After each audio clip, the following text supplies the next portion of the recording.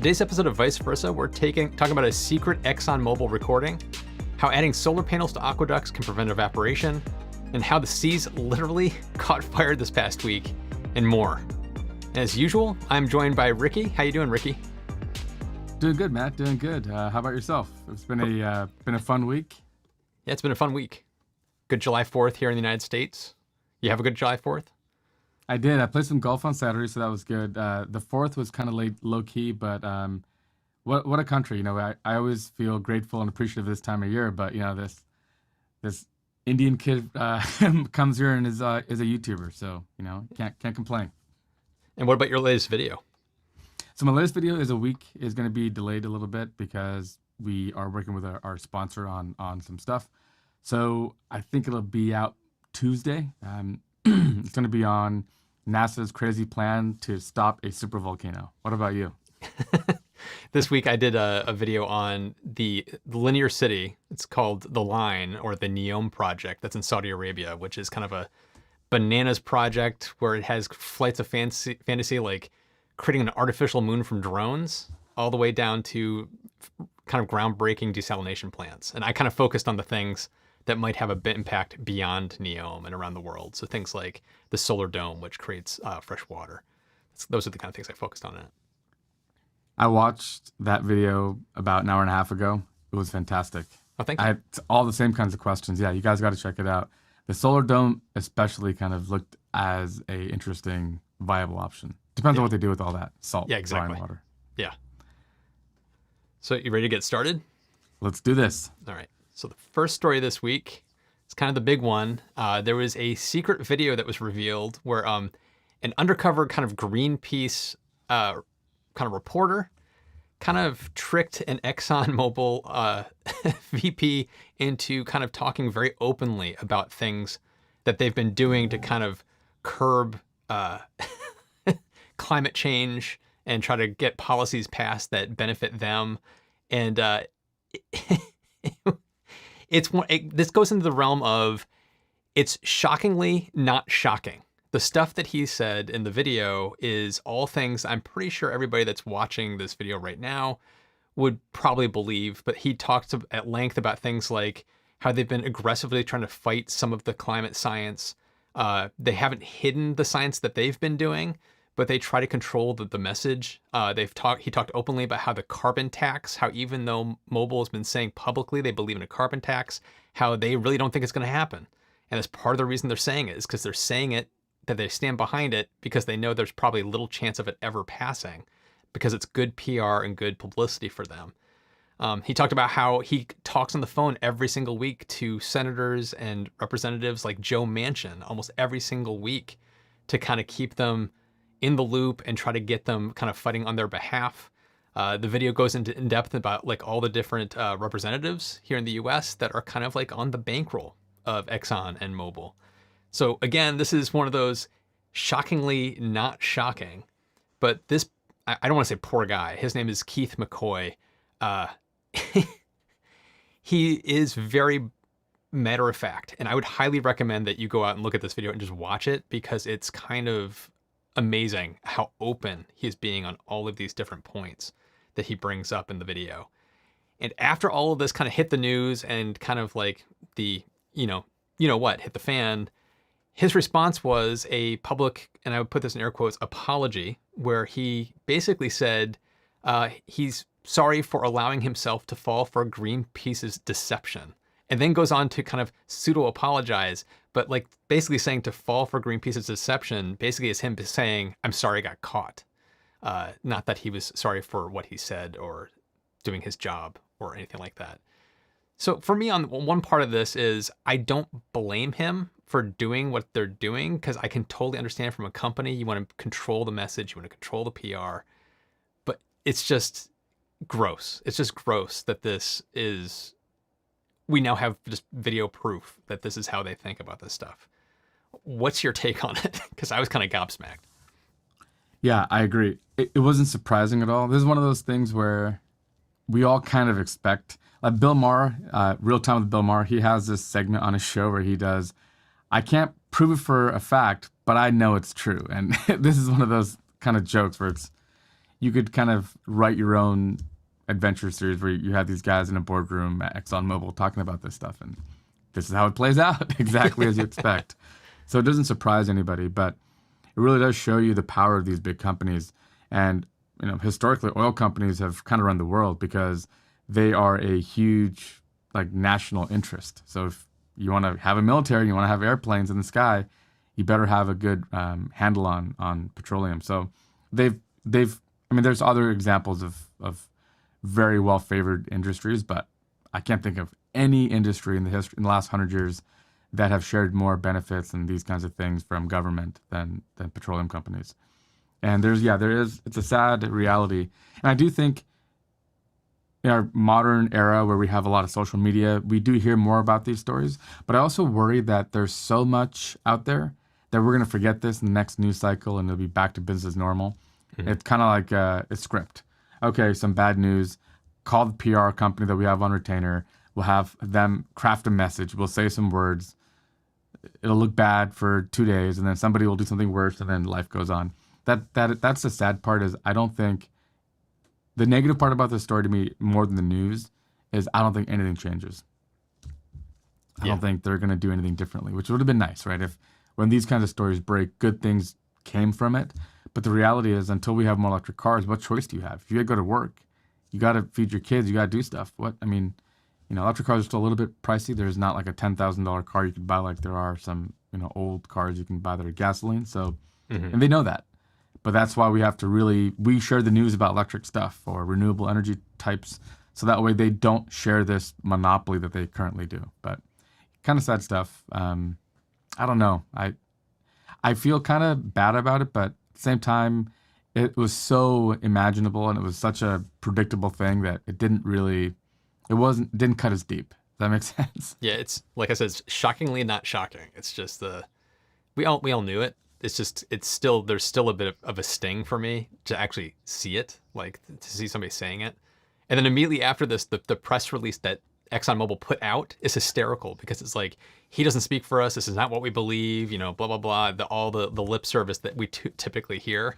And it's just like, we're not going to believe what you're saying right now because clearly there's people inside your company that are saying this behind closed doors. So it was just funny that they continue to try to do the spin about the spin being kind of like the emperor has no clothes. It's kind of like, why are you even trying right now? Just don't even bother.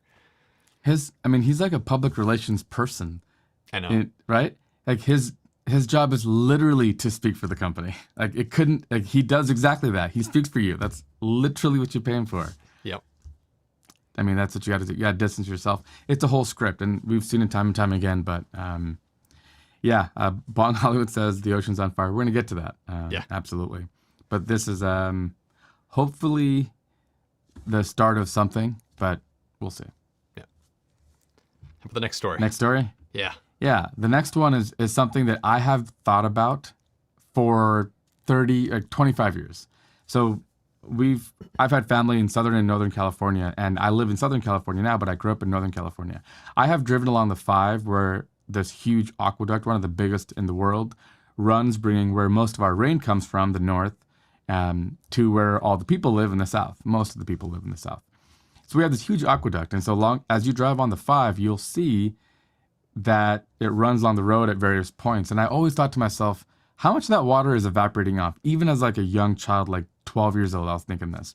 So this story is about how if we put solar panels over aqueducts, it's like the win-win-win of the world. Because first of all, you could reduce the level of evaporation by, taking that solar radiation, and instead of having it heat water and evaporate it, you could make electricity. Then you could reduce the need for diesel pumps to have to pump this water and instead just use the sun that is already shining.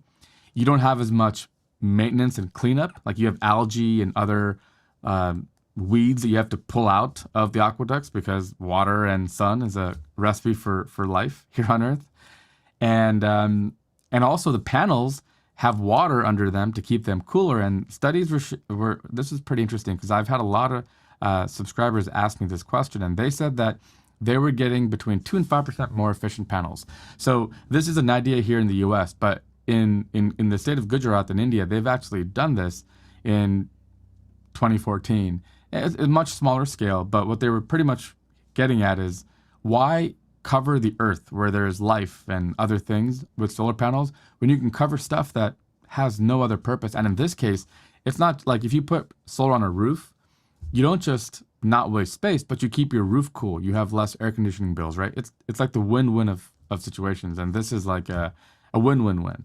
So they kind of are there. There's different ways of doing it. You can actually like hard mount it. You can have them float on the aqueduct. There's different approaches you can take. But this to me is, like we always talked about in the past, I look at how we could couple varying ideas together and benefit from all the synergy and overlap. What do you make of this? This kind of stuff gets me super excited. It's like I'm also been very keen over the past, I don't know, year or so, looking more into floating solar systems, as well as the solar systems that they're experimenting with, but putting over crops, where like it helps, the crops help keep the panels cool, and then it helps offer shade, which can actually help plants that need a little more shade and keeps them from drying out too quickly. It's like that there's this symbiotic relationship that we can find with this technology. And I hear so many comments on my solar panel videos of people saying things like, think about all the trees that have to get cut down for these solar panels, all the farmland we're going to lose for these solar panels. And it's like, you look at stuff like this and you're like, that's not the case. It's like, you can put it on rooftops, you can put it over aqueducts. It's like, there's things we can do that become beneficial, and it becomes, like you said, a win-win-win. It's like everybody wins when you do this, because it conserves water, produces energy, doesn't take up valuable real estate. It's one of those, it benefits the whole system. And I've been wanting to do deeper dives on India specifically anyway, but it's like India is doing some really cool stuff, and people don't talk about it enough. It's like there's really interesting things like this that they've been doing. They've, like you pointed out, they've been doing this since what, 2012, 13, yeah. 14. And it's like it's now 2021, and we're kind of finally talking about it in a larger scale. It's like they've been kind of ahead of the curve on this one. And that paper stated, I think it's like 50 billion gallons of water is what you're losing to evaporation each year, which is shocking. That's a huge amount. And I mean, we're servicing a lot of water daily, but that's still a very big amount. Thank you, Robert Klauko. He's an often viewer. He says, first super chat today, achievement unlocked. I agree. We should have a special prize for the first super chat. I appreciate you, Robert. Yeah, thank you very much, Robert. But there are some really cool stuff happening in India, and this is one of those great examples of it. So Bong Hollywood mentioned that didn't Veritasium do a video about the black balls in the there was a reservoir in LA.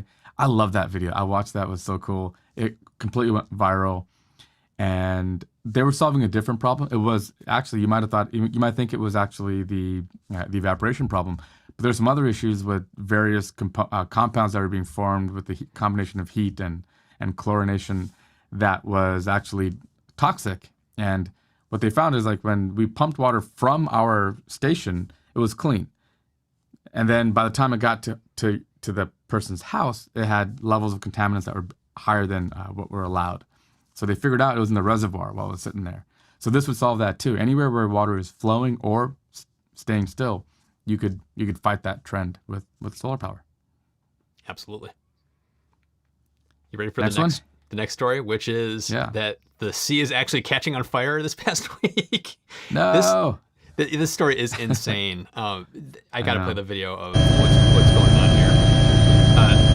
So in the Gulf of Mexico and the Caspian Sea, there were both like fires. This is like water. A video game, by the way. Yeah.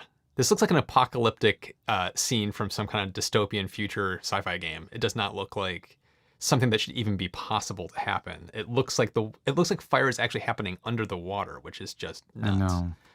But this video that we're looking at right now, it happened in the Gulf of Mexico, and it was blamed on an underwater gas pipeline that burst and caught fire. And so that's what happened here. And the Mexican government said after the fact that no spillage happened. So basically, don't worry about it. Nothing leaked into the ocean. Everything's fine. Nothing to see here. But that video is still extremely disturbing. And then meanwhile, in the Caspian Sea, we had this. Not to be outdone. Yeah.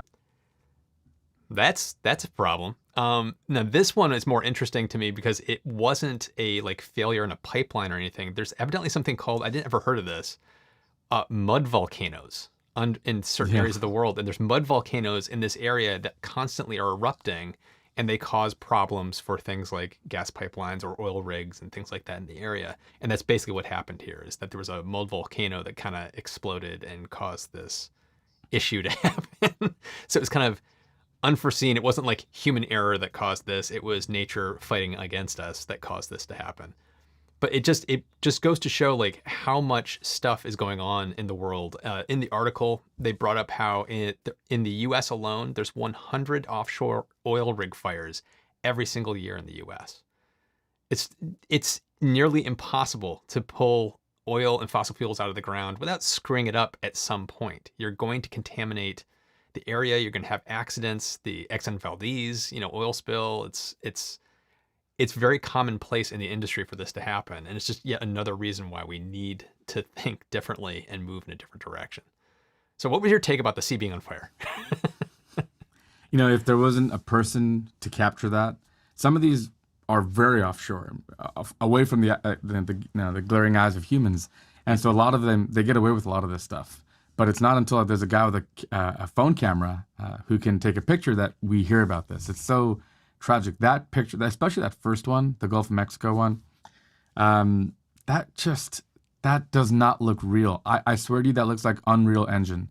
It looks like a video game. It seriously doesn't even look like it's possible. It's just so shocking and kind of sad. This looks really bad, but there's a lot of stuff happening in the Gulf that's worse than this. For example, we did a video maybe a year and a half ago now on the Taylor oil spill, which is a notoriously horrible oil spill that's been happening for like 12, 15 years, and it's happening to this day. There are some efforts to try to potentially cap it off, but because of the nature of how it's positioned and how deep it is and just the variables at play, they're not able to stop this thing. So the Taylor Oil Company is sitting there going, our bad, and thousands of gallons are spewing into the Gulf of Mexico every day. And it has been since like 2009 or something. Mm-hmm. So it's horrible. And to your point about the hundreds that happen each year, how would you know about this? Like, they're not going to broadcast their own stuff. You literally only hear about it when there's a guy with a camera phone. So just imagine how many of these are happening that we don't know about. It really just gets to a common theme, I think you're probably thinking, which is we should be looking at alternatives, clever, new, fresh ideas. I think the oil companies are one of those where oil companies own the land rights, the mineral rights to areas where there's oil. They're very complacent. They are not interested in technology at all. You don't let the Exxon Mobil commercials fool you where they're like, here at Exxon, there's all these like really nice young scientists in white lab coats doing cool stuff with algae. That's not what they're doing. Like, not even 1/10 of 1% of Exxon's money goes to anything like that. They're completely content. They know you and I, Matt, are not going to go find oil in our backyard. We're beholden. As long as we drive cars, we're beholden to them. That is a recipe for complacency and not doing anything. So we have to really like stir innovation. You and I think, love Tesla uniquely for this reason. They kickstarted this entire campaign of the electric vehicle, and now it's becoming quite a lucrative thing. We have a feature story about Electrify America, but these are the kinds of things that we need to be showcasing, because until there's an alternative, what are you going to do, really? And it's just so sad. That one, the Pemex, is a government-run oil company. It just goes to show you, it doesn't really matter if it's private or public. It's a really challenging thing. You can imagine how deep these drills are and how tough they are to deal with. It's just so sad. Yeah, it's a very depressing thought, but it happens all the time, sadly. Yeah, well said. I agree with all that. Doesn't make it any less sad, but yes. Yeah. So I think the next story, are we ready for the next one? Yep. The next story is about Electrify America, who is rumored to be looking for a new $1 billion partner. So this is interesting. I think this is probably a good move for them. Just to take a little bit of a step back, the genesis of Electrify America here in the U.S. was actually, it came out of the Dieselgate scandal. So the U.S. government said you can either pay all these fines or go invest $2 billion into a zero-emission electric vehicle charging infrastructure in the interest of promoting EVs, which Electrify America has done because it's the largest public charging station in America. And they currently own a large share of this network.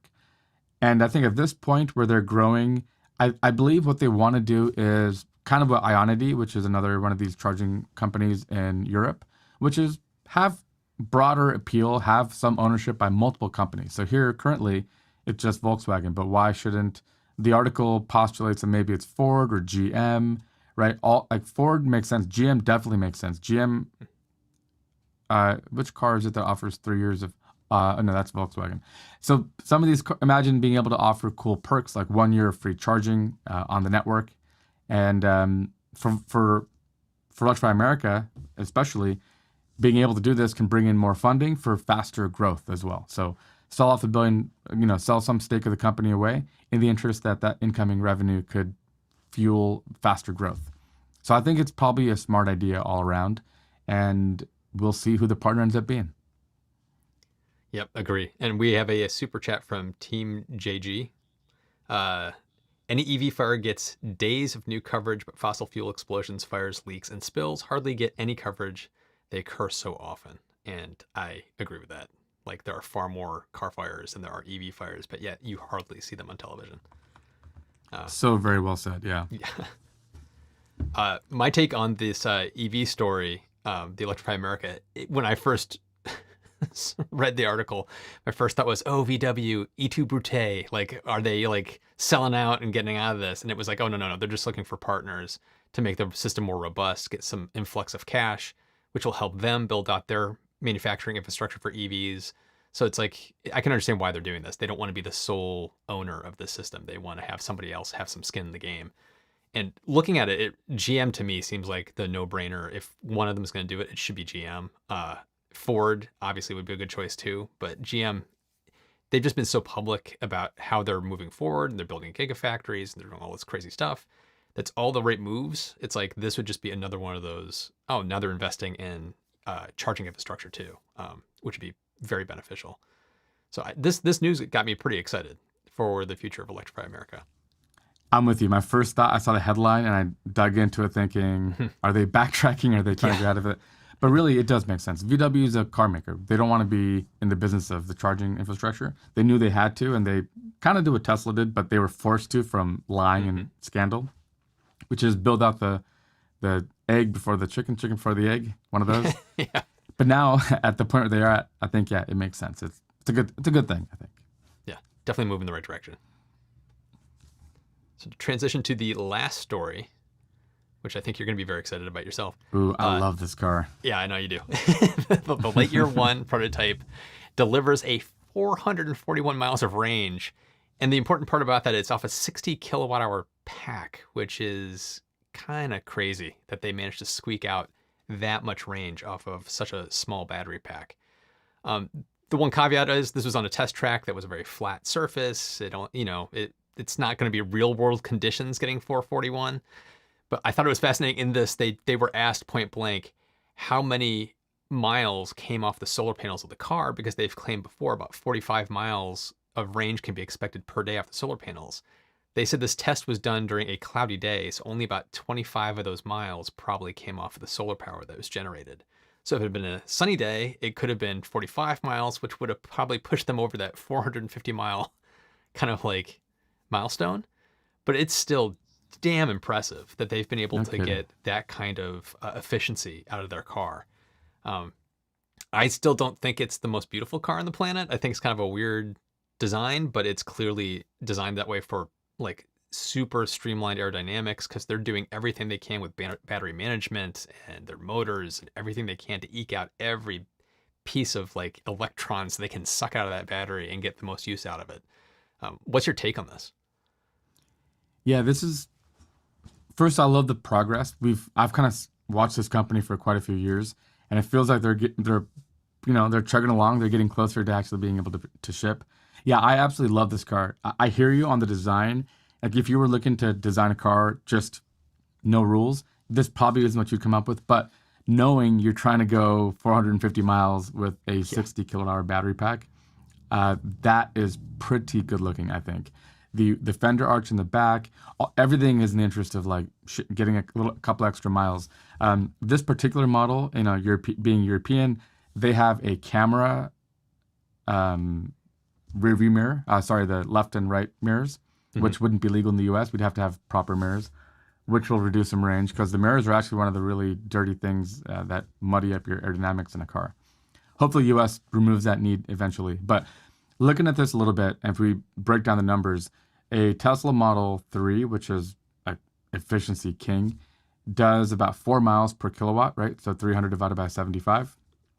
This is doing north of 7. So almost double the range per kilowatt hour of a Tesla Model 3. And that comes from a combination of factors, the aero and the fact that it has solar panels on it. To me, that's just such a cool idea. You know what I would love? And it's not about money or anything. It's just the coolness of it. Imagine driving and having a little readout that says, car is consuming this much, solar is producing this much, and knowing like, if you slowed down, what I would start to do is how slow could I drive where I'm barely losing range, or like projections of how far I could go. I just think it's so fascinating. Like the faster you go, you're going to get less range with the higher drag. But cloudy day, that's interesting. Potentially, they could maybe almost break 500 miles.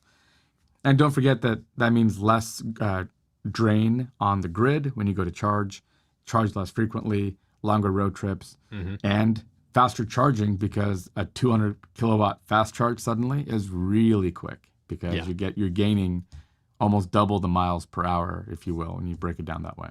Yeah, this is the car that breaks the old range anxiety issue because it's getting this incredible range, but most people only drive 50 miles or less a day. So then if you have solar panels in your car, you potentially don't even ever have to plug this car in for day-to-day driving. And the only times you'd probably be plugging it in is on a road trip, which is that's insane to me. It's like 300 days a year, you're never plugging this stupid car in. And then on occasional road trips, you have to go to a fast charger to juice up really quick. That to me, just the energy independence and the I don't have to plug it in my house. It just takes care of itself. There's something absolutely awesome about that. I love this car. The team is super cool. I first heard about them on Fully Charged. They've done a really great series with them. This is so part of when I went full time on YouTube. What I wanted to do is be able to reach out to companies like this, do a trip and see their team or their factory, see the car.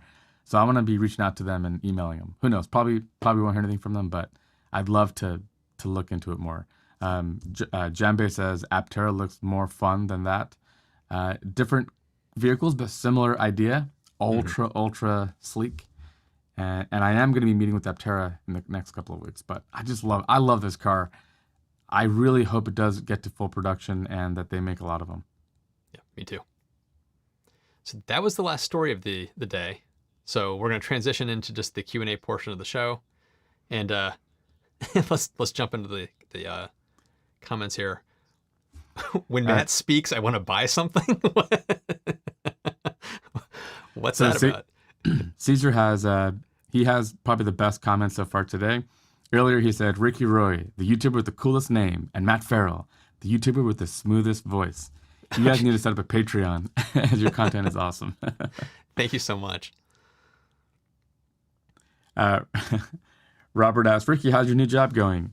I was talking to Matt before the show. It took about 2 weeks to fully embrace it, to fully understand that I was full-time, that no, I'm not having to stop what I'm doing to go attend a meeting or something. So I'm loving it. I'm super excited. I think I'm feeling very appreciative and grateful and just loving it.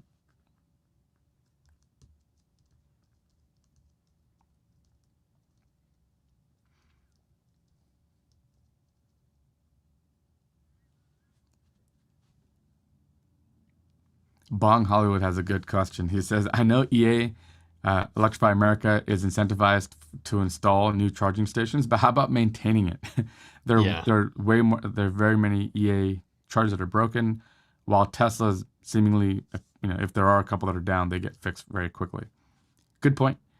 You can, it speaks a lot about how much you care about what you're doing when you take pride in it. Like Tesla really, they turn their guys around and they put them to work to get these things fixed because they don't want people complaining that they can't charge their car. With EA, I have talked to some people and they they postulate that it's mostly a software issue more than anything else. So that's promising because it is new, and you figure they'll figure it out and they'll get better.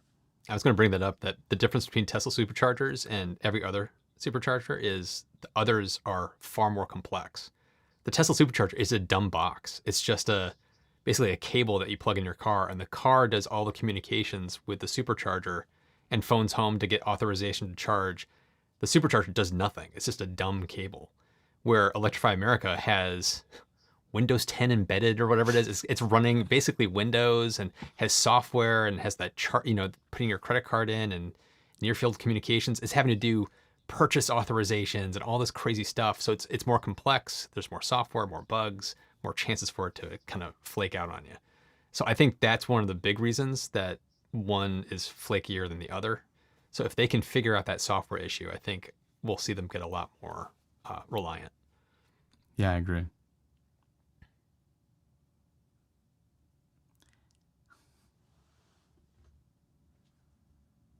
Robert says, Ricky, you should make an app to calculate evaporation of water in liters saved per meter squared of solar panels on top. That's a good idea. I actually have another one I've been thinking about. I've been making this video about range expectations when you're towing and when you're going uphill or weather and stuff. So what I came up with is this model, and I was thinking actually of building an app for that to say, here's what you'd have now, here's how your range is impacted on gas and electric, and what you can expect if you're towing this with some basic input and stuff. But I was just doing software. Let me enjoy some YouTube video making for a while, I will. Maybe I'll think about it. I'd love for you to make me a plugin that I can just hit one button and it would do all the conversions from like imperial to metric, because I'm so bad about remembering to do metric in every single one. And so it's like sometimes I'll have ones that do imperial and then others that do both and some that do metric. And so I keep going back and forth, and it's driving me nuts, and it's driving a lot of the viewers nuts. So I agree. I feel so bad about that. We both have a lot of European viewers, as evidenced with this live stream, and they always give us a hard time, and they cannot understand why we use this ridiculous system. I saw, speaking of the 4th of July, oh no, I think we can all appreciate this. There's there was a tweet, I forget who it was. It doesn't really matter, but they were like, there's two kinds of countries, ones that put men on the moon and ones that use the metric system or something. And for a second I was like, yeah, America, but then I was like, well, no. I mean, we put a man on the moon in spite of the imperial system. Yeah. Yeah, but it's funny.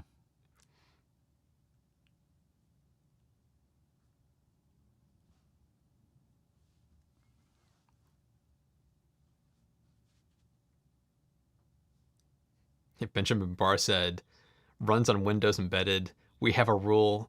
If you want to run all the time, don't use Windows, use Linux. That's, yes.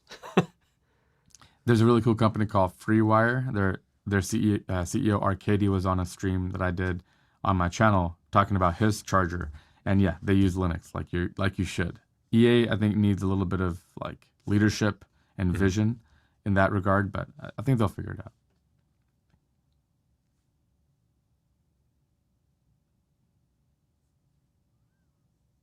There's so Jambe says snake charger or induction charging. That's a good question. What's the future of how do you charge EVs in a more autonomous way? For fast charging, it would have to be a snake charger. But I think induction charging has a far greater chance of actually becoming a thing. Even though it's slightly slower. It's no moving parts. Put them in all the parking spaces. You just drive in, forget about it. It charges up. I think that's where it's going to go. Yeah. Matt has a video that he spoke with a company that does this in-ground charging, and it's really efficient. It's not like the Qi charging you're thinking of for your iPhone. It's something else. It's very different.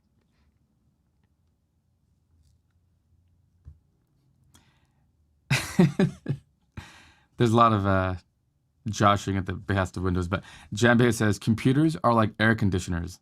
They don't work well when Windows is open.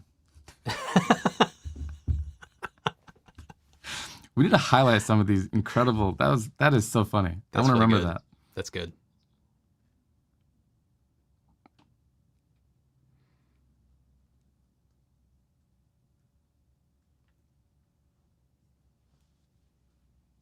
Caesar asked about like what our thoughts are on the Plaid Fire that kind of got a lot of press.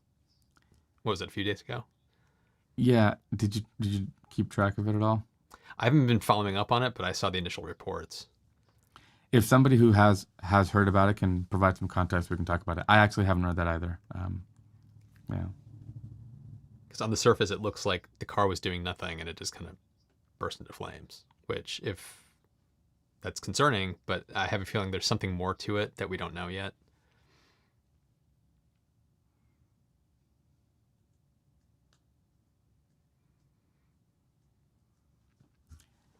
Dusty says towing app would be great for a better route planner. I was actually thinking about that. So this could be a way for platforms like a better route planner to take into account if you're towing what kind of projections for range you could try to expect. But it's a good point. There was somebody else as well. So Green Tech Fusion Renewable Energy, that's a mouthful, says, I just got here. Did I miss the conspiracy part? Yeah, so you can watch it after this thing's over. But basically, there was a story about a, kind of a, I got you moment where a Greenpeace reporter caught an executive at Exxon Mobil talking about how they've actively gotten in the way of climate change science and worked with like dark organizations to try to lobby Congress and get preferential treatment and stuff. And they were caught with a video, and it was shared. Yeah, interesting stuff. The one thing I didn't bring up is that he thought he was on a video call with a recruiter, so he was basically in a way bragging about all this great stuff that they've done, because he's talking to a recruiter, and it turns out he's talking to Greenpeace, and they just basically publicized huge chunks of this video. So yeah, oops.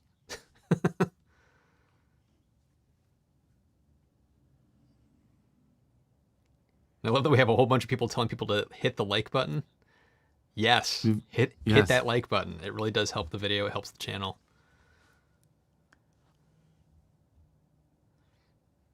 Hey, Sanjay Mehta is in the chat. We mentioned he had the Taycan at Fully Charged Live. He says, I park in the Plaid in the garage and I sleep well at night. So you can look at outliers and make that the story. To our point, right? I mean, there are probably more currently active oil leaks and like oil accidents and incidents happening right now than there will be EV batteries catching fire all year. But no one talks about it because how are you going to get reporters and journalists into the middle of the Atlantic Ocean, right? Yeah. So, it's the scale of the problem is hard to put into perspective. The battery fires are a little more spectacular to look at because they're very vicious, they're very fast, and they're hard to put out. And that's part of the reason they get a lot of attention. But it's still far safer than gasoline cars. And you're totally right. I mean, the idea of my car in my garage catching fire, if it was inside my garage, my whole house would eventually catch fire. Huge deal. It's not to be taken lightly, but. Yeah.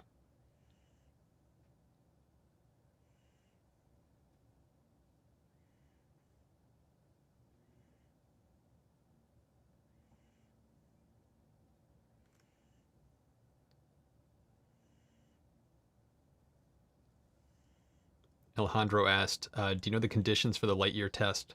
Were they hypermiling? There was a Model 3 that did some 500 to 600 miles on a single charge. They were not hypermiling from what I was reading. So they were just driving, but the track was a flat track. So they weren't having to deal with elevation changes and things like that. So the mileage they got is a little more of an ideal situation, but it's still very impressive.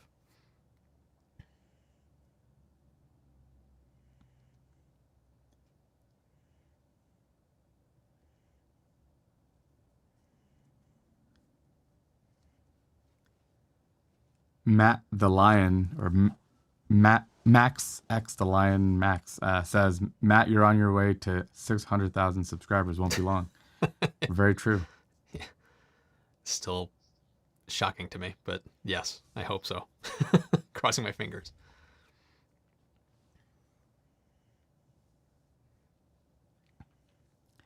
The Proper Etiquette says, thoughts on inductive charging lanes on the highway for charging while driving. Yeah, that would be the dream, because then you're just like a pod, and the infrastructure actually has, and your battery requirements would be very nominal. You would just need the batteries required to get around town to the next highway, if you will, and then you're charging on I don't know how to do that. We'll have to figure it out. There are some challenges, to be sure. Yeah, when I talked to the CEO of Witricity, we talked about that exact thing. And he said that was actually the original plan for his company, was to do stuff like that, wired up highways. But when battery technology kept getting better and better and better, and suddenly these EVs no longer had 50 miles of range, they now had 300 to 400 miles of range, that kind of took a back seat. It's not really necessary. So he was saying it makes a lot more sense, just because of the cost of installing it all, is doing things like taxi stands or parking spaces, where you could put this stuff in more limited cases. And if you're trickle charging when a taxi's coming through to pick up new passengers, they may never have to stop and charge up, because they're getting enough of a charge each time they come through the airport to pull in and pick up passengers. So he was saying it's going to have to be a little more targeted than just doing highways with the system. But it is a very cool idea that, in theory, you could set this all up so that you never have to plug in anywhere. It's just you're always getting juice. But just the logistics and the costs of doing it, he said, would be too high compared to where battery technology is today. Max says, remember the overhead lines. Yeah, that'd be fun to see how a lot of people on the freeway would act with that. We have a super chat from our very good friend Eric Kessler. Thank you, Eric, as always, for being awesome. He says, brothers, yes, Elon covering Aqueducts with solar panels and feeding the power to megapacks in California. We need to figure out why Tesla doesn't seem to be working the solar roof rollout. Is it a battery issue? I always feel like they have so many priorities and they're always juggling them. And clearly, I mean, their valuation has gotten so much bigger than even the number of employees that they have. So they're doing a lot of stuff, and I think they have to just figure out the order of operations a little bit. Yeah. I really do hope they figure out the solar roof issue, though. It's like they got to roll it out faster. They have to be more efficient in their installation. I think it's the installations that's the biggest holdup right now still.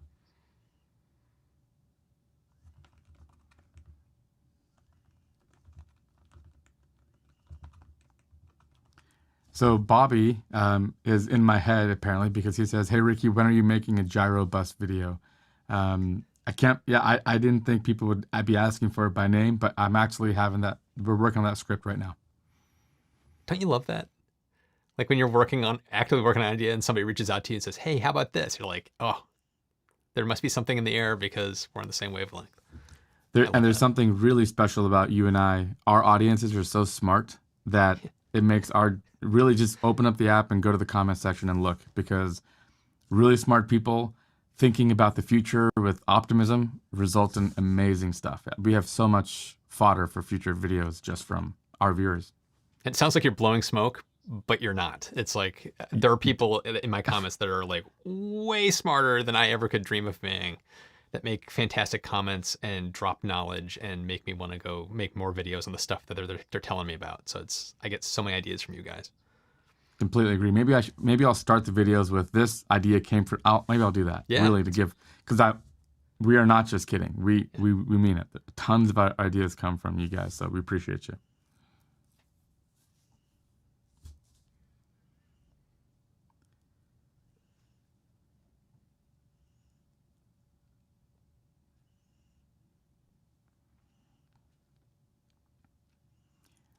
So Mao Zedong says the biggest problem with solar is the panels. They're only about 17% efficient. We are up in the 19s and 20s now, but that's woefully bad. It makes a gasoline engine seem efficient in comparison. But the cool thing with solar is, even if they're not that efficient, you have a huge roof. There's a lot of roofs. We have plenty of places to park them.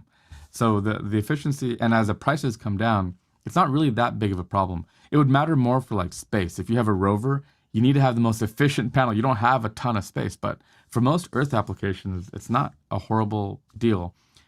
But our video that we're going to be working on for next week is on a artificial photosynthesis solar panel, which should be interesting. I'll just say that. Completely different way of doing it than a PV panel. Yeah, I think the efficiency thing is a little bit of a red herring depending on the use case. It's like if you got the space, if it's cheap enough, it doesn't matter that it's only 17% or 20%. But if you're space constrained, that's where it gets really, really interesting, where you have to get that efficiency up.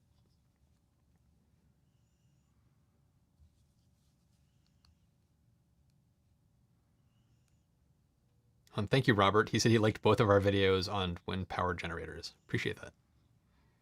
But who had a better nickname for the vortex shedding? You. That's really what we should be talking about. Hands down, you win that. It was funny. We even chatted about, we were working on the same video. It's happened a few times, but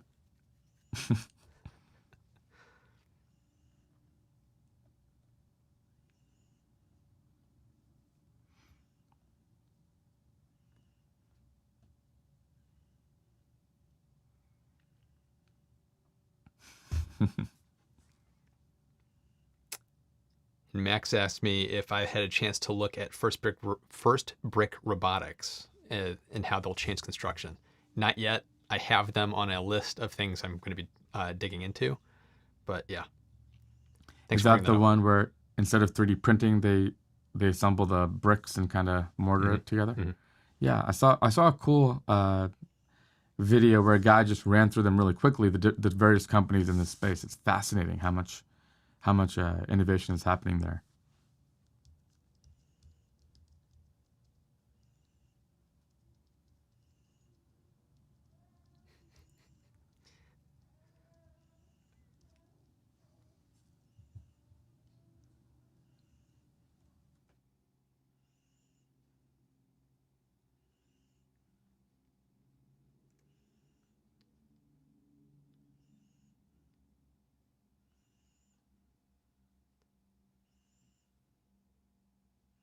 One of the things I'm really interested in is desalination. We have a plant here in San Diego.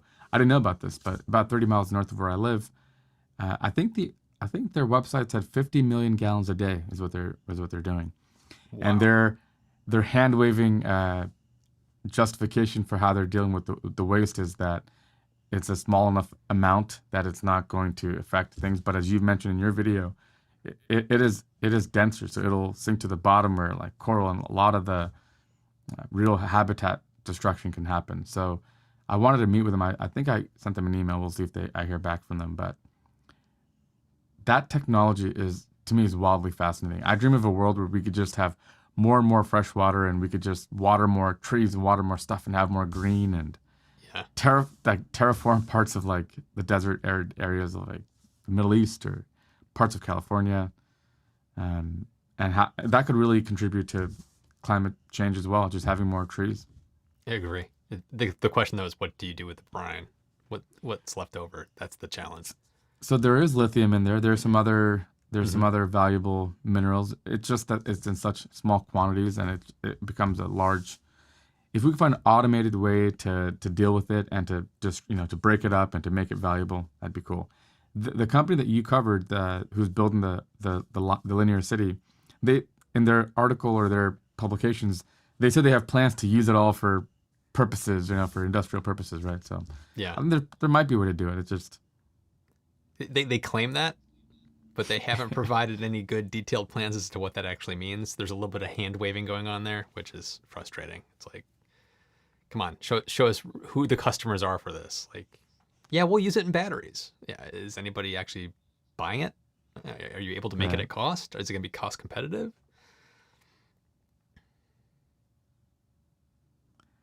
Exactly. You and I should start a sea salt company. Yes.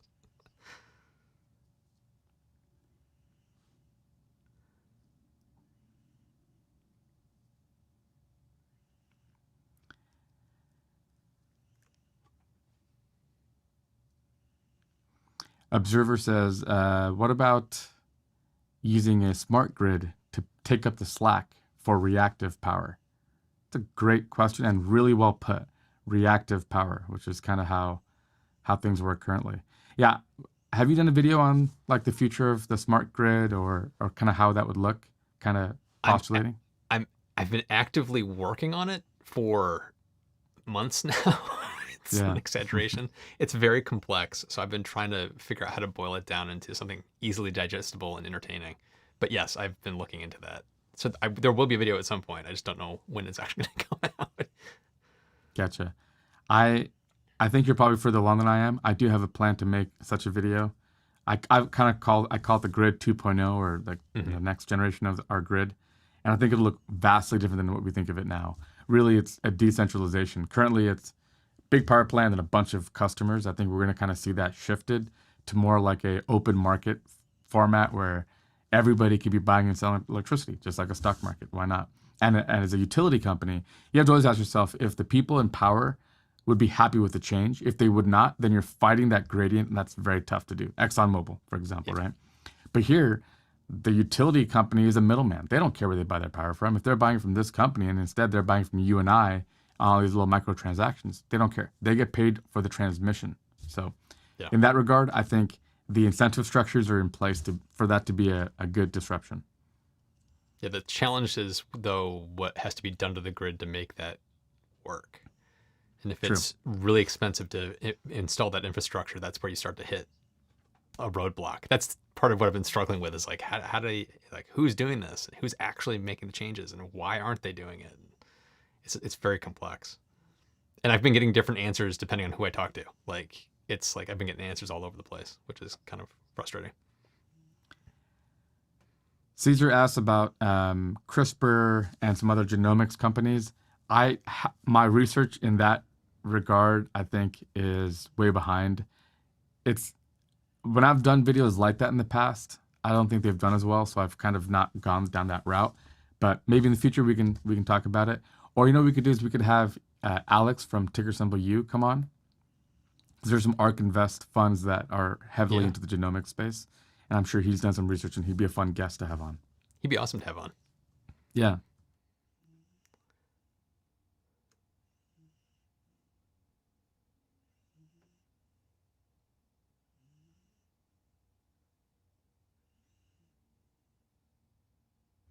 And Observer says, there's already ponds where we evaporate the water naturally to get the lithium out of it.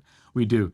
The question here is scale, right? So if we're talking 50 million gallons of water, I mentioned, and that's a tiny little desalination plant here in San Diego, then that's 100 million gallons a day of wastewater. So that 100 million gallons now has the concentration, it's more concentrated, and now it's getting pumped back in. And that's every day. The next day, it'd be another 100 million, 100 million. So the scale of how much brine we're producing is a function of how much we're evaporating and collecting lithium. It just isn't in alignment currently. But maybe we have to cover entire areas of high desert with these pools, and I don't know.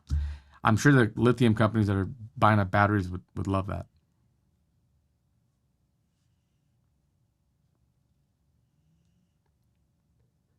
Dave said something about CRISPR saying, I'm freaking scared of CRISPR. It's way too cheap. Yeah. I know. There's too much power in that tool, and it's way too easy and accessible to get going.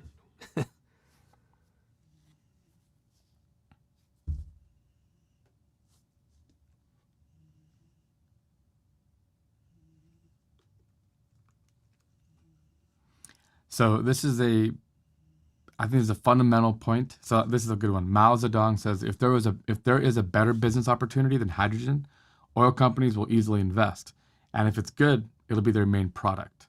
So this is a good point, but it's a little bit more nuanced than that. The one thing you got to remember about companies is they don't want competition. Like Facebook's move is they're so big that if there is a cool new social media app, they want to buy it. They bought WhatsApp. They buy Instagram, right? And people were saying, oh, Instagram can topple Facebook. No, because Facebook will just buy Instagram because they were pre-revenue. It's kind of the same thing here. Oil companies are happy because, like we mentioned before, you cannot compete with them. There's nothing you and I can ever do to disrupt an oil company. That is the ultimate prize, right?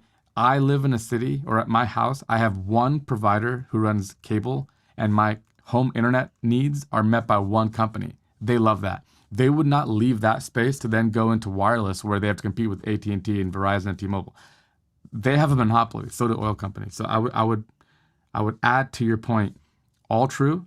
When there's a vacuum, business will emerge. But companies that have the fattest hogs, which are monopolies, they don't want to compete. They don't want to work harder than they have to. And that also kind of factors into it.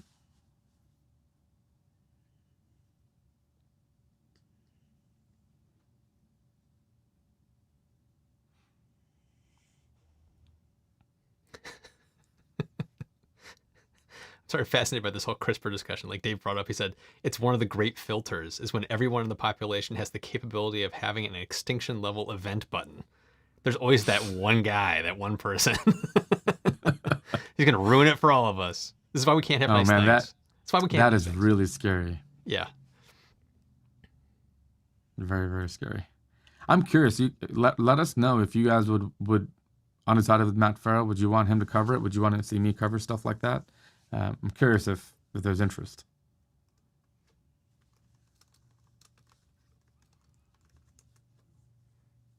There's another one I wanted to talk about.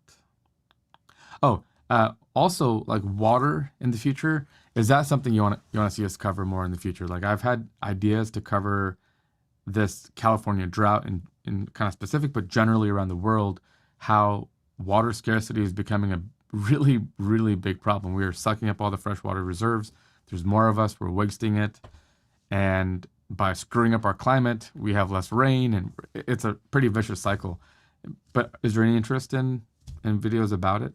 Some of the sources are interesting. Like I don't want to get into it too much because I want you to watch my eventual video. But in California, almonds, like one word is our problem. Stop growing almonds and we'd be fine. It's kind of ridiculous, but yeah. You're getting several yes to that idea.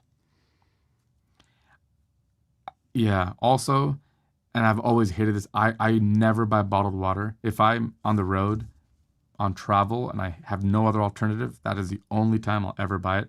But these companies literally take public municipal water, put it into a bottle, and sell it to you. It is criminal what they do. It should not be allowed, because I consume 10 gallons a day or whatever it is.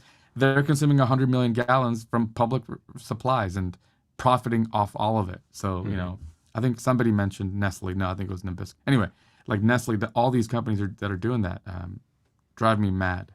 But topic for another day.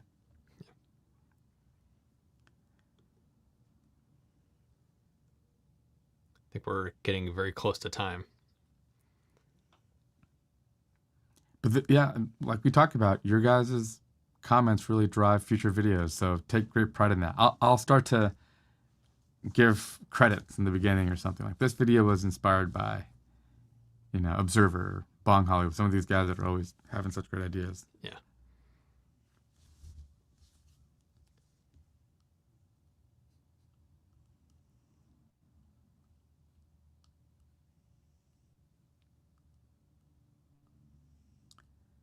Yeah, Robert says Nestle is killing water supplies north of my location. They do this, it's their script. They'll like move in. When it happens in the US, it's one thing because we have some level of regulation and fallback. When they do it in like developing countries, like local populations are completely dependent on an American company for drinking water, their own drinking water. It's absolutely bonkers.